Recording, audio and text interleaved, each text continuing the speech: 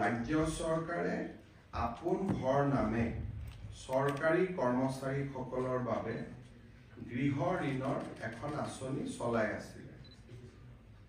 যি কেইদিনমান আগতে আমি কেবিনেটত সিদ্ধান্ত লৈছিলোঁ যে এই গৃহ ঋণৰ সৰ্বোচ্চ যিটো পৰিমাণ সেইটো 15 লাখৰ জাগাত 30 লাখ টকা হ'ব। অৰ্থাৎ এতিয়াৰ পৰা চৰকাৰী কৰ্মচাৰীসকলে আপোন ঘৰ আঁচনিৰ জৰিয়তে 30 লাখ টকা পৰ্যন্ত বেংকৰ পৰা চৰকাৰৰ জৰিয়তে ঋণ ল'ব পাৰিব। একাংশ কৰ্মচাৰীয়ে আমাক আহি আপত্তি দিছিলে যে আমি আগতে 15 লাখ টকা পালো, কিন্তু নতুন সকলৰ কাৰণে আপোনালোকে 30 লাখ কৰি দিলে, গতিকে আমাকো আৰু 15 লাখ টকা ঋণ লোৱাৰ সুবিধা দিয়ে। গতিকে চৰকাৰে আজি কেবিনেটত সিদ্ধান্ত লৈছে যে যি 37,277 জন হিতাধিকাৰীয়ে চৰকাৰী কৰ্মচাৰীয়ে পূৰ্বতে 15 লাখ টকা আপোন ঘৰ আঁচনিৰ জৰিয়তে ঋণ লৈছিল, তেওঁলোকে এতিয়া 30 লাখ টকালৈকে অৰ্থাৎ আৰু 15 লাখ টকা বেংকৰ পৰা ঋণ ল'ব পাৰিব আপোন ঘৰ আঁচনিৰ অধীনত। ইয়াৰ পিছত আজি কেবিনেটে এটা সিদ্ধান্ত ল'লে যে আমাৰ 3খন প্ৰপ'জ ৰিজাৰ্ভ ফৰেষ্ট আছিল। এই 3খনে তিনিচুকীয়া জিলাত আছিল। এখন হ'ল তালপথাৰ প্ৰপ'জ ৰিজাৰ্ভ ফৰেষ্ট, দ্বিতীয়খন হ'ল মোহন পথাৰ প্ৰপ'জ ৰিজাৰ্ভ ফৰেষ্ট, আৰু তৃতীয়খন আছিলে first edition to Duamara proposed reserve forest. এই 3খন প্ৰপ'জ ৰিজাৰ্ভ ফৰেষ্টকে আজি আমি ডিন'টিফাই কৰি এই গোটেই কেইখন ভিলেজক আমি ৰাজহ গাঁৱলৈ ৰূপান্তৰ কৰিলোঁ। ইয়াৰ ফলত ইয়াত বসবাস কৰি থকা লোকসকলে এতিয়াৰ পৰা ভূমি পট্টা পাব পাৰিব। মই আকৌ এবাৰ কৈছোঁ যে তালপথাৰ PRF, মোহন পথাৰ PRF আৰু ফাৰ্ষ্ট এডিশ্যনটো দুৱাৰমাৰা PRF, এই 3খনে তিনিচুকীয়া জিলাৰ ইয়াত 20,000তকৈও অধিক লোকে বাস কৰি আছে। প্ৰপ'জ ৰিজাৰ্ভ ফৰেষ্ট থকাৰ কাৰণে তেওঁলোকে ইমান দিনে মাটিৰ পট্টা পাব পৰা নাছিল। আজি আমি এই গোটেই 3খন প্ৰপ'জ ৰিজাৰ্ভ ফৰেষ্টত আমি ফৰেষ্টৰ পৰিৱৰ্তে বা সংৰক্ষিত বনাঞ্চল কৰাৰ পৰিৱৰ্তে এই 3খনকে আমি ৰাজহ গাঁৱৰ মৰ্যাদা দিবলৈ সিদ্ধান্ত লৈছোঁ। ইয়াৰ ফলত এই প্ৰপ'জ ৰিজাৰ্ভ ফৰেষ্টসমূহত বাস কৰি থকা লোকসকলে মাটিৰ পট্টা লাভ কৰিব পাৰিব। এইটো এটা যথেষ্ট ডাঙৰ সিদ্ধান্ত। বহুত দিনৰ পৰা মানুহখিনিয়ে কষ্ট আছিলে। যোৱা 26 জানুৱাৰীত ডিব্ৰুগড়ত গণৰাজ্য দিৱসৰ পতাকা উত্তোলন কৰাৰ সময়ত মই 2টা গুৰুত্বপূৰ্ণ ঘোষণা কৰিছিলোঁ। এটা মই এতিয়া ক'ম, এটা অলপ পিছত কৈছোঁ।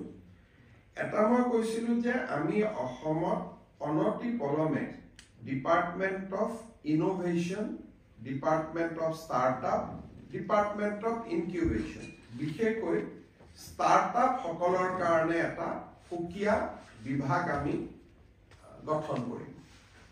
26 জানুৱাৰীৰ গণৰাজ্য দিৱসৰ সিদ্ধান্ত অনুসৰি বা মোৰ ঘোষণা অনুসৰি কেবিনেটে আজি department of innovation, incubation and startup নামেৰে অসম চৰকাৰৰ এটা নতুন বিভাগ খুলিবলৈ সিদ্ধান্ত গ্ৰহণ কৰিছে।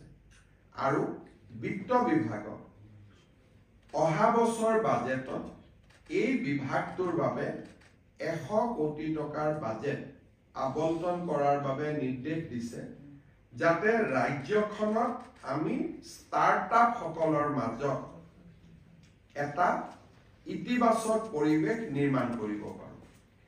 আৰু মই ভাবো যে এই ষ্টাৰ্টআপৰ ওপৰত হোৱা বিভাগটোৱে অসমৰ যুৱ শক্তিক এটা নতুন উদ্যমিতা আৰু আত্মনিৰ্ভৰশীলতাৰ এটা নতুন পথ দেখুৱাবলৈ সক্ষম হ'ব।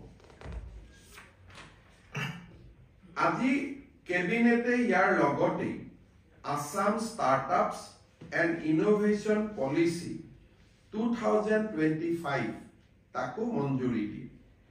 ইয়াৰ ফলত অসমৰ ষ্টাৰ্টআপসকলে সিডভি ভেঞ্চাৰ কেপিটেল ফাণ্ডৰ লগত অসম চৰকাৰৰ যি বুজাবুজি আছে তাৰ পৰা বেংকত লোন ল'ব পাৰিব।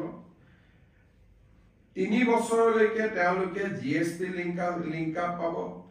মাছি এই শিতানত 20,000 টকা প্ৰতি মাহত তেওঁলোকে চৰকাৰৰ পৰা সুবিধা পাব।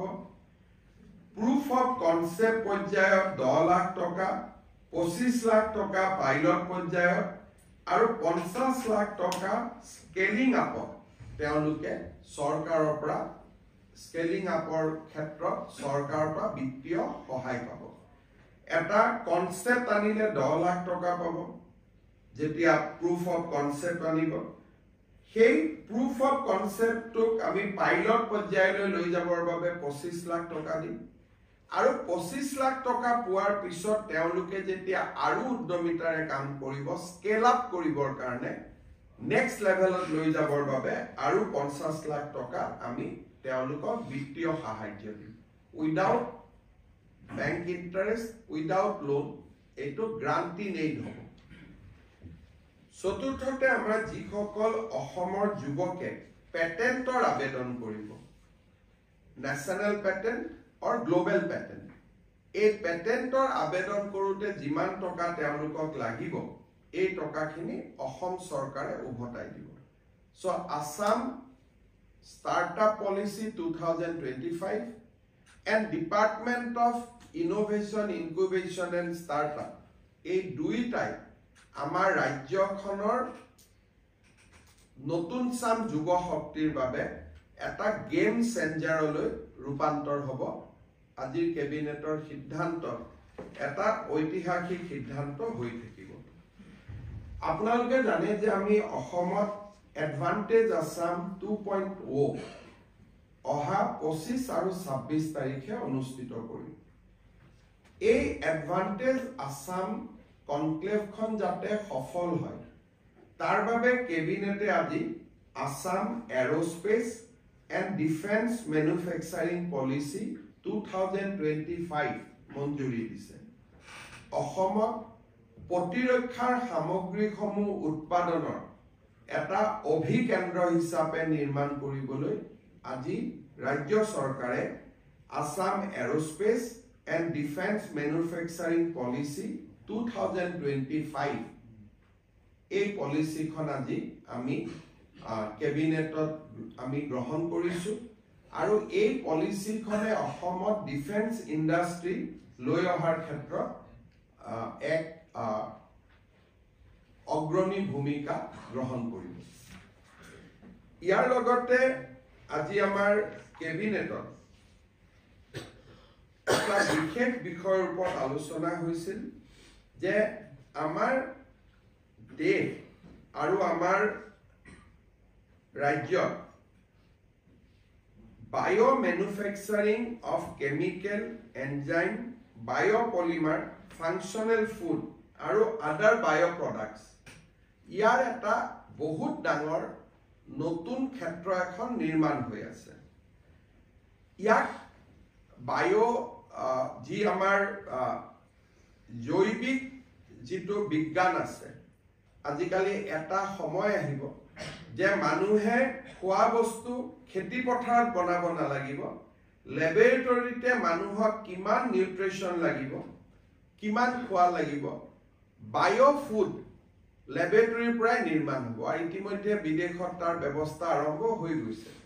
প্ৰধানমন্ত্ৰী নৰেন্দ্ৰ মোদী ডাঙৰীয়াই এই বায়োপলিমাৰ, বায়ো মেনুফেকচাৰিং অফ কেমিকেল, এনজাইম, আজিকালি আপোনালোকে এটা শব্দ শুনিছে প্ৰ'বায়টিক, মানুহে যি মানুহক এণ্টিবায়টিকৰ বিপৰীতে প্ৰ'বায়টিক্স লাগে, এই গোটেইবিলাকৰ ওপৰত ইতিমধ্যে ভাৰতে বিশাল গৱেষণা কৰিছে, আৰম্ভ কৰিছে, আৰু মোদী ডাঙৰীয়াই ৰাজ্যসমূহক ইয়াৰ ক্ষেত্ৰত আগভাগ ল'বলৈ আহ্বান জনাইছিল। ভাৰতৰ কোনো ৰাজ্যই এই ক্ষেত্ৰত আগবঢ়াৰ আগতে আজি আমাৰ কেবিনেটত আসাম একশ্যন প্লেন অন বায়'-E3, যাৰ জৰিয়তে আমি এণ্টাৰপ্ৰেনিয়াৰ্ছ, ৰিচাৰ্চাৰ্ছ আৰু একাডেমিক ইনষ্টিটিউটসমূহক আনিব পাৰোঁ আমাৰ লগত, তাৰ কাৰণে আজি আমি এটা একশ্যন প্লেন নিৰ্মাণ কৰিছোঁ।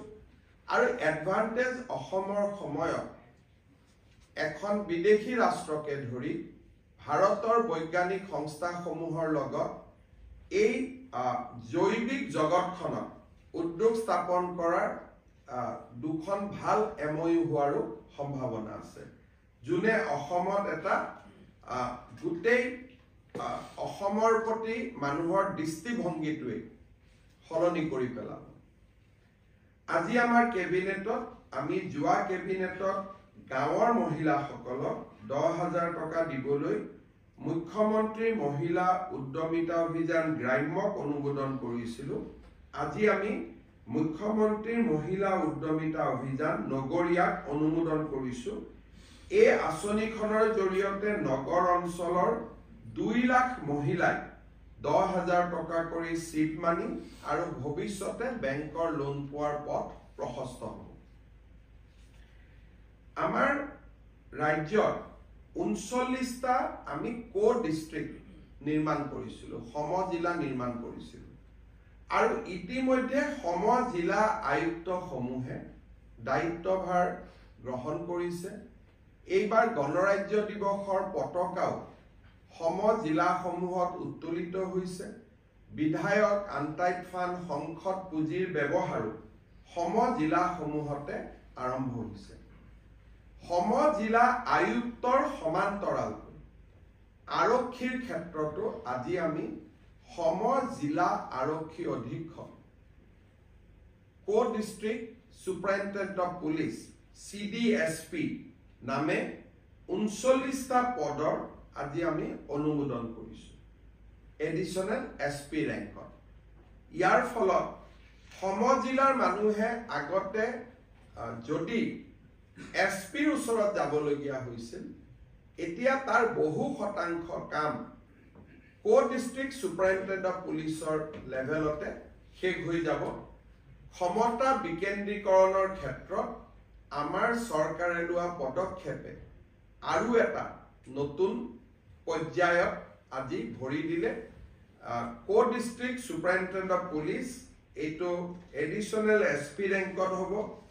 এতিয়াৰ পৰা আমাৰ ৰাইজে মেল, মিটিং, সভা, সমিতি পাতিবৰ কাৰণে আৰক্ষী অধীক্ষকৰ ওচৰত যাব নালাগে। সমজিলা আৰক্ষী অধীক্ষকৰ পৰ্যায়তে এই কামবিলাক হ'ব।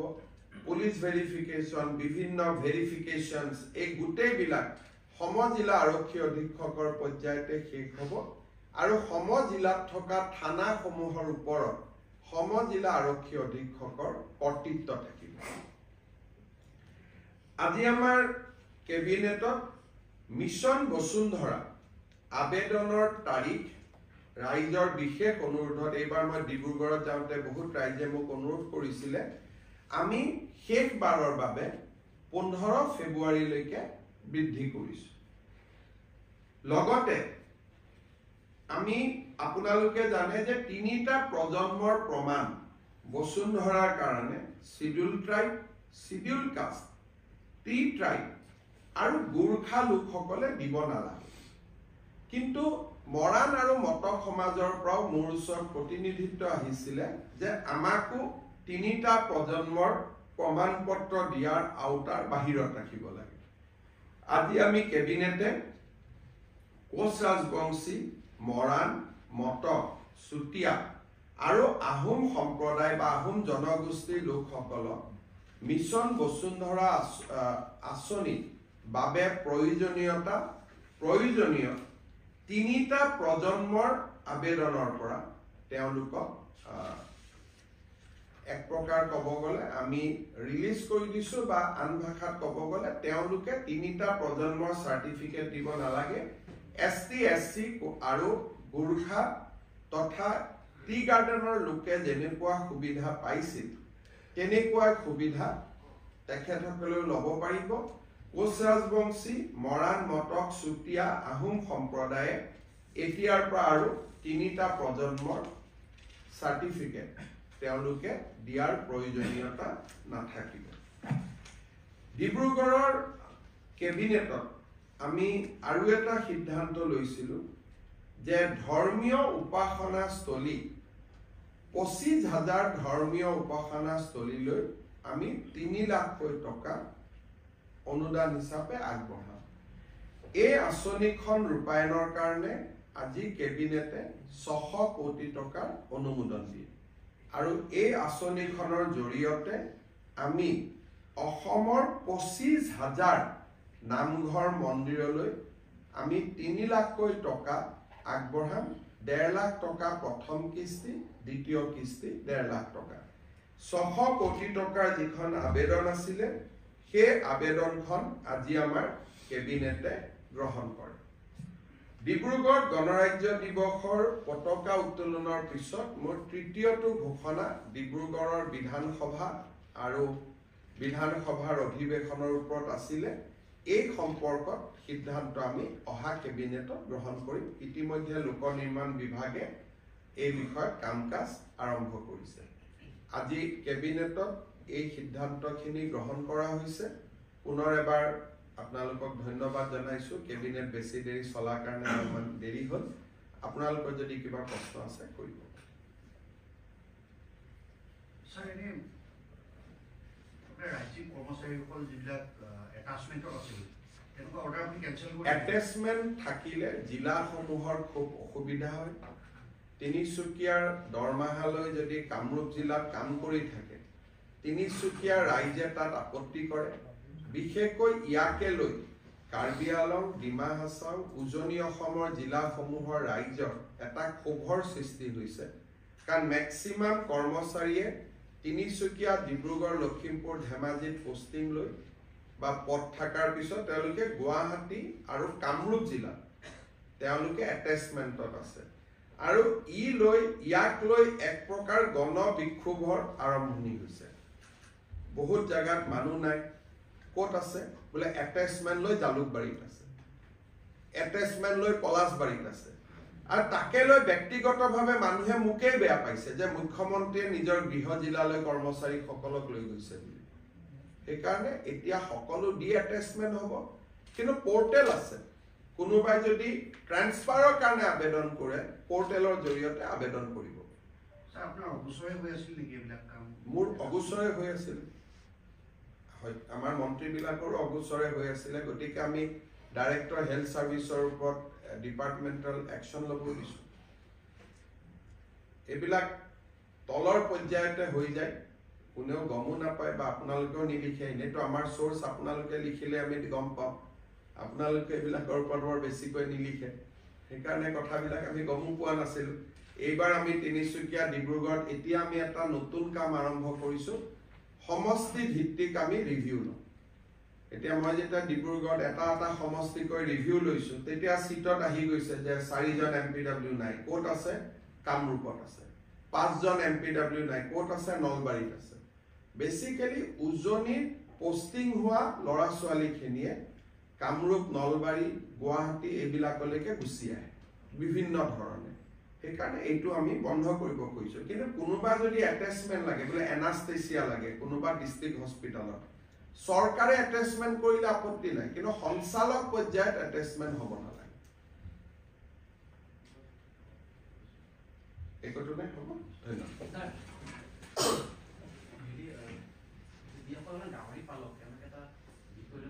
আমিতো একো শুনাই নাই, এইটোতো মিডিয়া ক্ৰিয়েশ্যন হয়।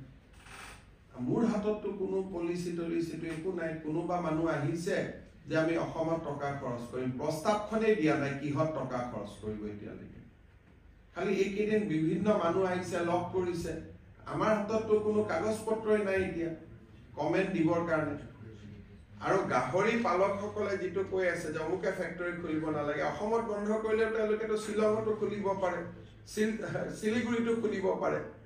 গতিকে বিষয়টো কাগজখন আহিলেহে মাতি আনি আলোচনা কৰিব পাৰিম এতিয়ালৈকেতো তেওঁলোকে কোনো প্ৰস্তাৱ দিয়া নাই মই যিমান দূৰ জানো তেওঁলোকে কলিকতা মেঘালয় অসম তিনিখন ৰাজ্য তেওঁলোকে পৰিভ্ৰমণ কৰিছে কিবা চাইছে কৰিব পাৰে নেকি আমি নিদিলে শিলঙত কৰিব আমি নিদিলে শিলিগুৰিত কৰিব আগতো বস্তুখিনি আহি সোমাব সেইকাৰণে আমাৰ কাৰ ক্ষতি হয় কি হয় কাগজখন আহিলে মই পঢ়ি চাব পাৰিম তেতিয়া আমি লোকেল গাহৰি পালকসকলৰ লগত আলোচনা কৰিব পাৰিম ভাই এখন প্ৰস্তাৱ আহিছে আপোনালোকৰ কি আপত্তি আছে কওক এতিয়ালৈকে কাগজে হাতত একো নাই আমাৰ CA টাইপ আন্দোলন হৈ গ'ল এইটো মানুহ নাহে অসমত আহিব বুলি 2 লাখ 20 লাখলৈ এইটো সেকেন্ড CA এজিটেশন এটা হৈ আছে হ'ব ধন্যবাদ